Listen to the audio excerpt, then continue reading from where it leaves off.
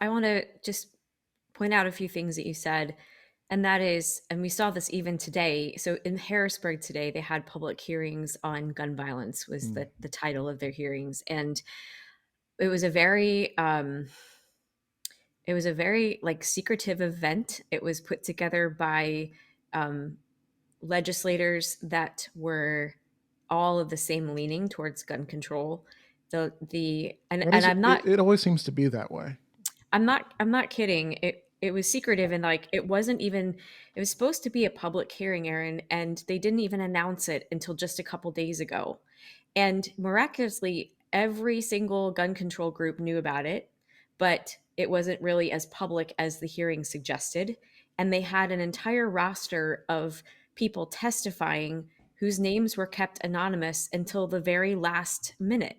And so a moment ago, you said, like, that there are these events that happen, and, maybe we should try to become more involved with them. I hear what you're saying. I agree with you that we do need to be involved, but I want to encourage you that the machine that's putting together the gun control solution out there, it's a very well funded and well oiled machine.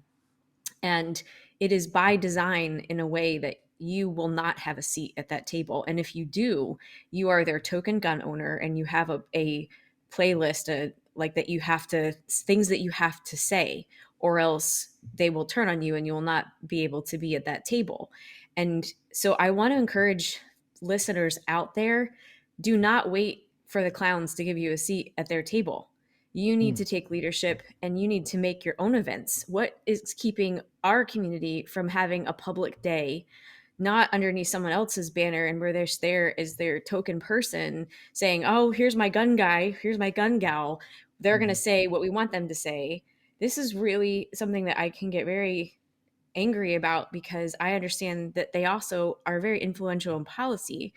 And so I'm trying to encourage our own community, like, maybe hold my guns isn't your thing, but right, but get involved and find a way that you can take leadership for the things that matter to you, and make your own table and bring the people in your community who actually care about preserving rights and being compassionate and saving lives.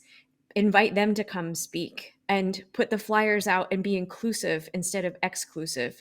Put some sunshine on it instead of having secret meetings leading up to it where everyone's like, it says it's public but we don't even know who's speaking yet, and Mm. what, and then you find out like that you can't even get into the room because those seats have already been filled even though it's a public Mm. hearing, right? I'm sure that this sounds familiar to a lot of people out there, so I encourage you, if you can get a seat at that table, and if you get a seat at that table, you make sure you know what you believe and why, and that you are well versed and that you're willing to speak up, because you do not want to be used in that situation. You want to be a Yeah. leader. But more importantly, let's take a more proactive approach and create solutions. And I also want to say, our logo says freedom, safety, and compassion. Um, at the time, the word safety was not as much of a controversial euphemism as it is today. But again, like kind of like the words common sense, it didn't used to have that same euphemism. But having the word compassion on there was really important to me, especially with my background and wanting people to be treated with dignity and compassion. And I think that when I do hear the testimony of people, although they are being used by these gun control groups, they want the people that have the hard stories, and they give them assurances like, share your story because it will really help to create positive change. But they're not saying the positive change that we're going to have is going to take rights away from people who, by the way, might otherwise be victims to this very violence that we're all fighting against. Like, they don't talk about that part, but they put the cameras in people's faces, and they know that they're going to cry because their spouse died or their child died, right? Here's what we don't want to do. We don't want to make fun of people who have been pulled into this machine because they're sharing their heart, and they don't understand what they're doing is that they're being used by these gun control groups. Um, and instead of making fun of them for being part of it, which is our tendency to do, because, if we don't like something and we feel like it's a bit of a threat, we just kind of throw the whole thing out. But I would encourage people to be compassionate then and say, I am grieving with you over the loss of your son or daughter. I'm grieving with you about the senseless violence that just happened. Like one of the people testified, I believe he was a mayor, that there was a drive-by shooting, that there were 32 rounds put into a house just a few doors down from his. And I used to live in Coatesville, Pennsylvania for 20 years. So like I am very familiar with how violent a city can be.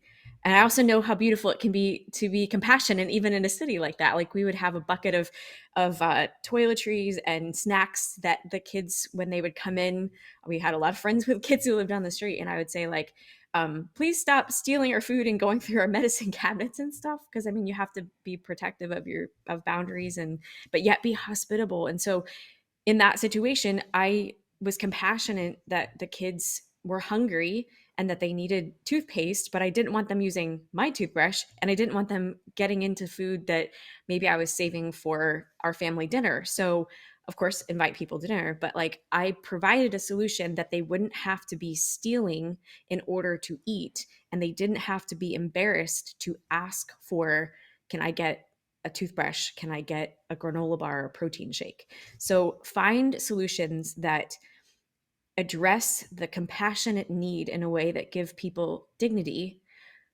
but still have boundaries like don't steal. And That's really, we can incredible. apply that same thing. And Yeah. so please listen to that. When you hear testimony from people in gun control groups, don't turn off your heart, but instead look for ways that you can compassionately address their hurt and be present in their hurt. We mourn with those who mourn, and we weep with, or we rejoice with those who rejoice, and weep with those who weep. But we can do that in a way that still can preserve rights. And when we do that, when we preserve rights, we are preserving human dignity.